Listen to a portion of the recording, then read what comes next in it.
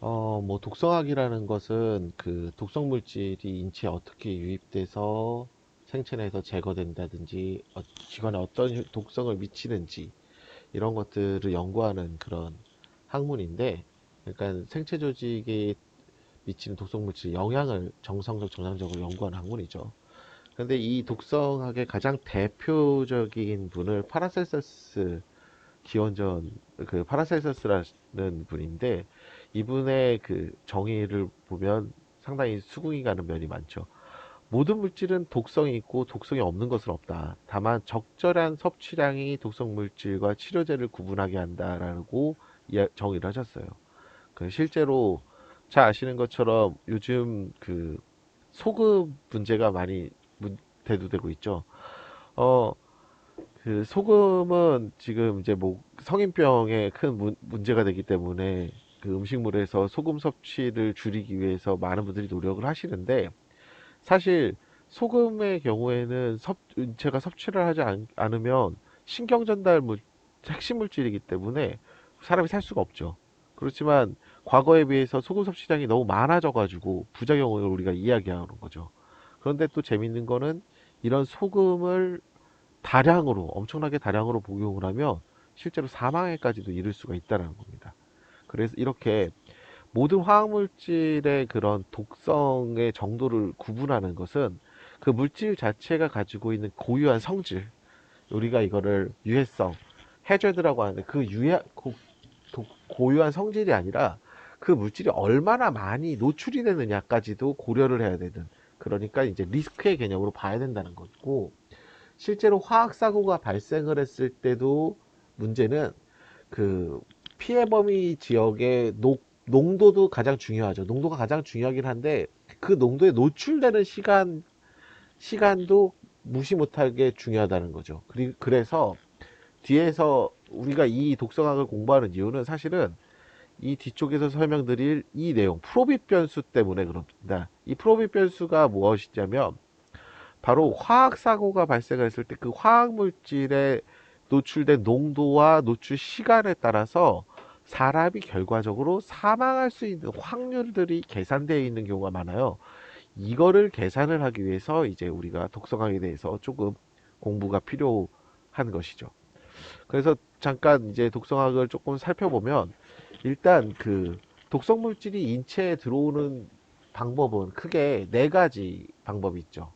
음식, 그 입을 통해서 위를 거쳐서 들어오는 걸 우리가 섭취, 그 다음에 입과 코를 통해서 폐로 들어오는 경우가 흡입, 그리고 그 주사보다는 손상된 피부를 통해서 들어오는 것을 이제 주입, 또는 그 다음에 실제 피부막을 통해서 접촉이 되는 그 thermal absorption, 피, 그 피부막을 통해서 들어오는 피부 흡수, 이 네 가지가 주로 화학 물질이 신체에 침입하게 되는데, 이렇게 신체에 들어오는 화학 물질은 당연하게 체내 혈관을 따라서 이동을 하다가 그 화학 물질이 독성을 일으키는 목표 기관이라든지 저장을 일으키는 기관에 들어갔다가 거기에서 작용을 하거나 아니면 몸 밖으로 빠져나갑니다. 그런데 이 독성하기 어려운 거는 화학물질이 축적되는 곳하고 손상이 나타나는 곳이 꼭 같지가 않고 다른 경우가 많다라는 겁니다.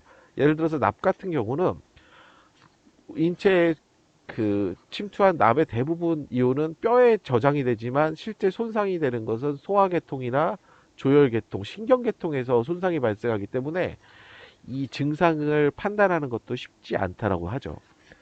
그런데 이 산업에서 화학물질이 그러면 들어올 때 가장 중요한 경로는 어딜까요? 보시는 것처럼 바로 흡입, 호흡을 통해서 들어오는 흡입 경로하고 피부 흡수입니다. 이 섭취 같은 경우는 일부러 화학물질을 섭취하는 그런 극단적인 경우가 아니라면 쉽지 않죠.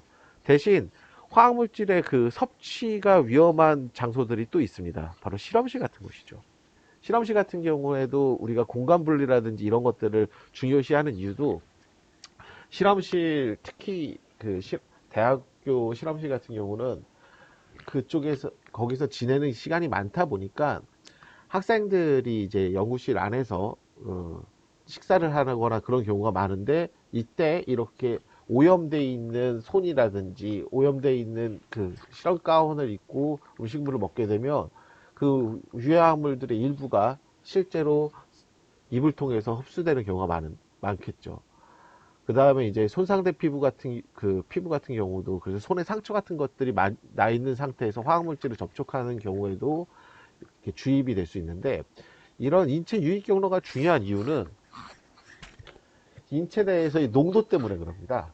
실제로 체내 농도, 특히 혈관에서의 농도가 가장 높은 경우는 주사를 맞는 경우죠. 그래서 우리가 동일한 해열제인 경우에도 음식을 입을 통해서 먹는 경우보다 이렇게 주사를 맞는 경우가 혈관의 농도가 높아지기 때문에 치료 효과가 빠른 거죠. 그래서 그 응급치료, 응급실 같은데 열이 많이 오를 때 응급실에 방문해서 해열제를 주사 처방을 받거나 닌겔을 맞은 경우에 효과가 빨리 나오는 경우도 이런 것 때문이죠.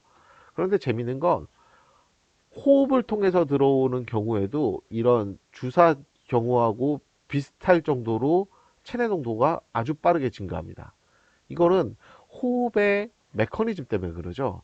왜 그러냐면 이제 요거를 먼저 보시면 호흡의 메커니즘은 잘 아시는 것처럼 이렇게 상위 호흡기 계통이라고 해서 코와 입, 후각, 목젖, 목구멍 이런 기관까지 들어 그 기관까지가 있고, 하위 호흡기라고 해서 허파 소지구직체가 있는데 화학물질처럼 아주 입자가 작고 이런 경우에는 이 상위 호흡기 계통의 선모나 이런 데서 걸리지 않고 막 바로 허파까지 도달을 하기가 쉽죠. 우리가 미세먼지가 위험하다고 하는 이유도 바로 이런 겁니다. 먼지의 사이즈가 어느 정도 클 때는 이렇게 우리가 코라든지 후두, 그 다음에 이런 목구멍에 있는 선모에서 입자가 걸러지게 되는데, 이게 너무 작으면 그렇게 해서 선모에서 걸러지지 않고 허파까지 도달을 하게 되면 어떻게 되냐면, 허파과리 안은 보시는 것처럼 세포벽 한두 개밖에 없는, 그래서 세포벽 한두 개밖에 없고 바로 모세혈관하고 연결이 돼 있죠. 그래서 여기서는 지금 산소와 이산화탄소의 교환 작용을 설명을 했는데, 산소의 경우도 어떻게 교환이 되냐면, 산소가 이 세포벽이 워낙 얇다 보니까 혈관을 타고 들어오는, 혈관에서 신체에서 돌아 나오는 헤모글로빈에 산소의 농도가 적으니까 분압의 차이에 의해서 산소가 세포벽을 통과해서 혈관까지 쉽게 들어갈 수 있고, 반대로 헤모글로빈에 있던 이산화탄소의 농도가 허파과리 안에 있는 농도보다 높기 때문에 이산화탄소가 분압의 차이로 빠져나가는 거죠. 그러면 유해 화학물질이 들어왔을 때도 마찬가지로 이 세포벽의 두께가 워낙 얇기 때문에 쉽게 들어오게 되는 겁니다. 이렇게 그 호흡의 경우에는 그 생체에 미치는 농도가 되게 중요하고, 피부 흡수의 경우에는 다른 네 가지 경로보다 생체 내에서 농도가 축적되는 게 많이 어렵긴 한데, 이것도 또 경우에 따라서 달라질 수 있습니다.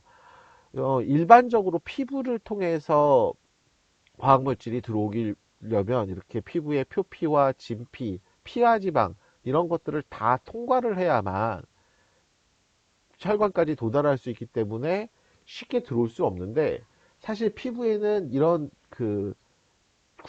무수한 구멍들이 있죠. 땀샘이라든지 모공이라든지. 그럼 이 땀샘이나 모공으로 이렇게 들어오는 경우에는 이런 표피층을 이미 다 통과를 했기 때문에 침투 경로가 되게 짧아지죠. 그래서 똑같은 화학 물질이라도 어디에 붙었을 때, 어디에 접촉됐을 때 흡수가 많냐면 바로 손바닥에 접촉이 됐을 때 흡수량이 많다라고 합니다.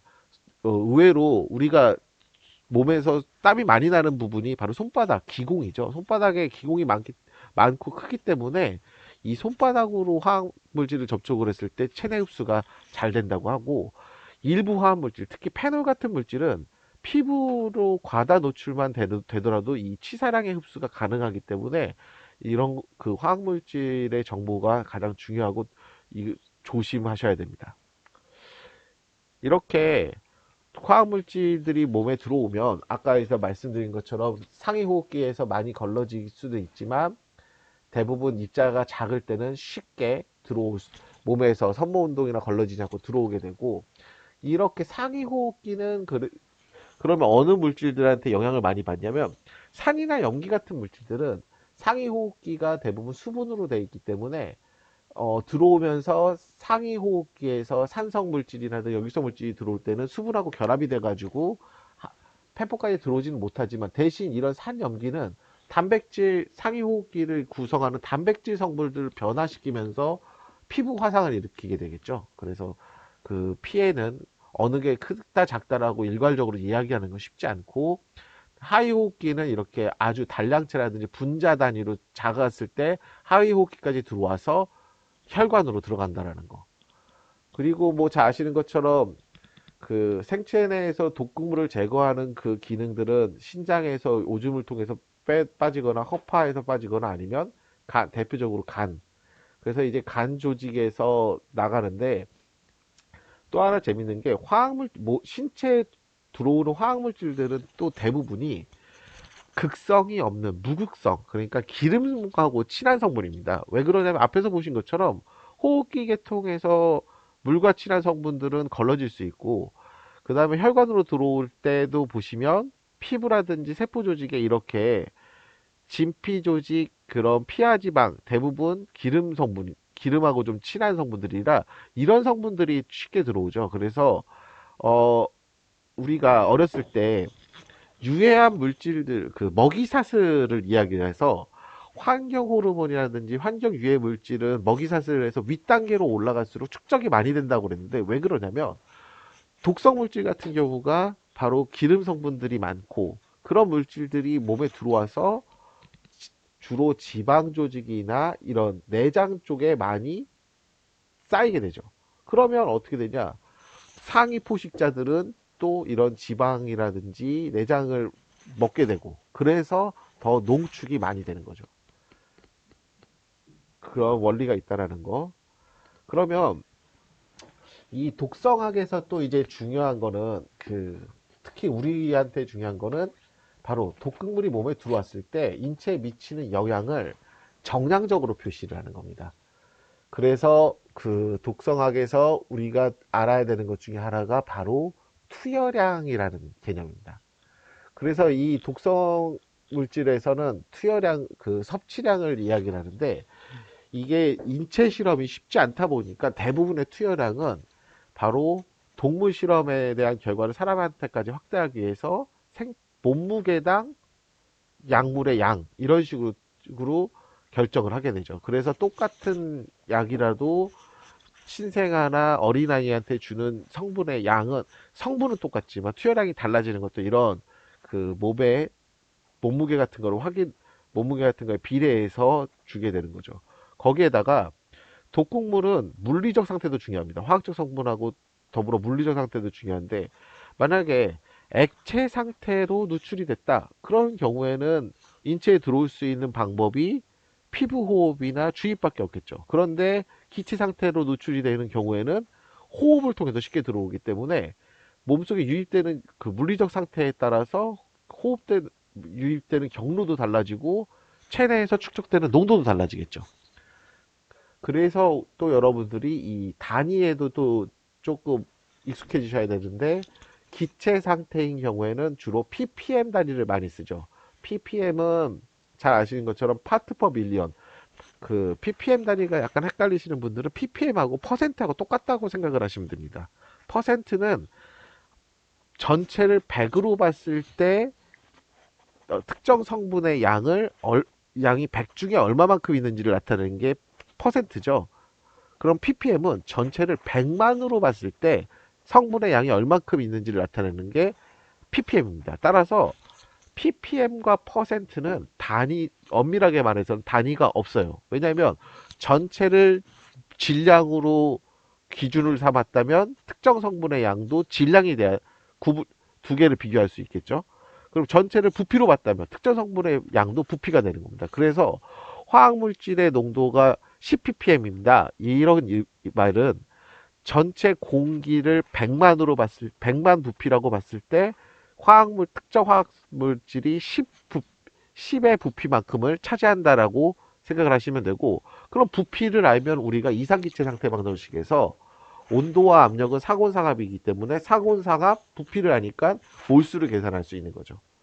그래서 기체 상태에서는 이렇게 농도가 낮을 때는 ppm 단위를 많이 쓰고, 입자나 이런 물질인 경우에는 입자는 부피가 아니라 질량으로 재야 되겠죠. 그래서 이럴 때는 미리그램 퍼 큐빅 미터 이런 식으로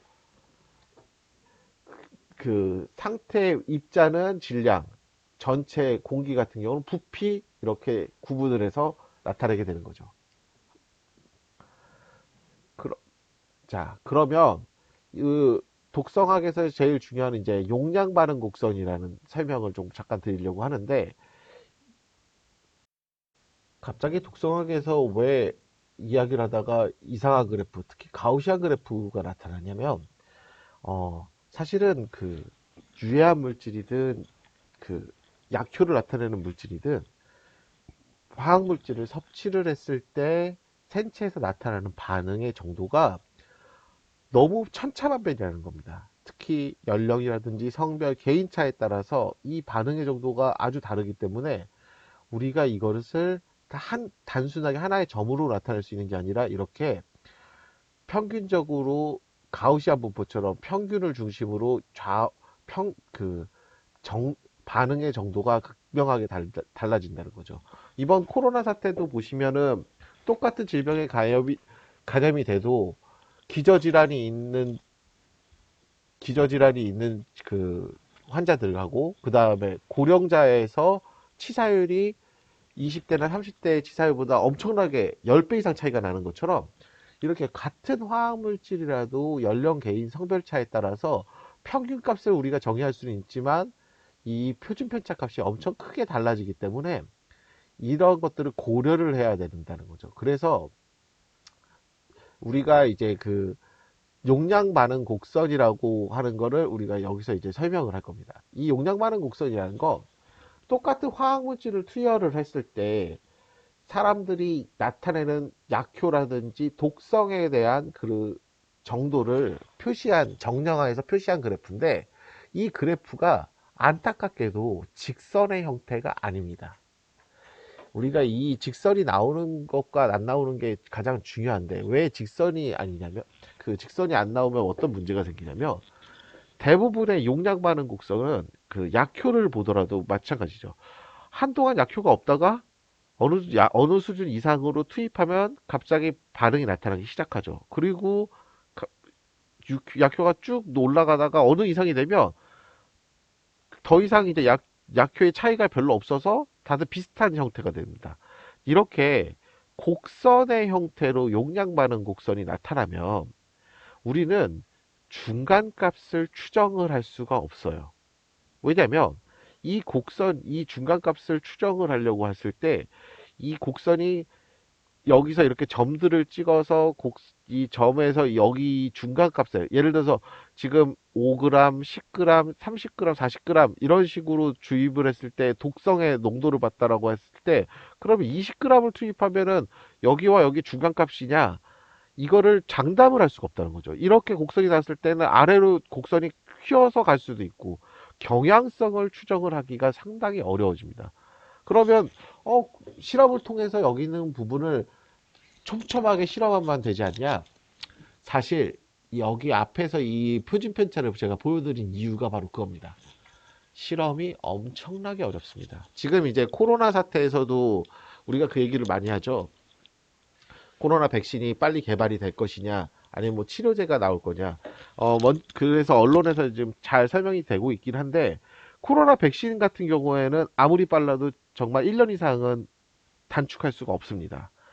왜냐하면 백신의 후보 물질을 발견을 한다고 하더라도 이 그 물질의 약효뿐만 아니라 독성까지 우리가 검증을 해야 되거든요.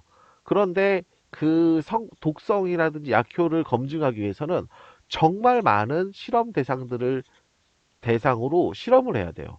그래서 어느 양까지 투여를 했을 때 약효가 나오고 어느 이상이 됐을 때 부작용이 심해지는지를 알아야만 약으로 쓸 수 있는 거죠.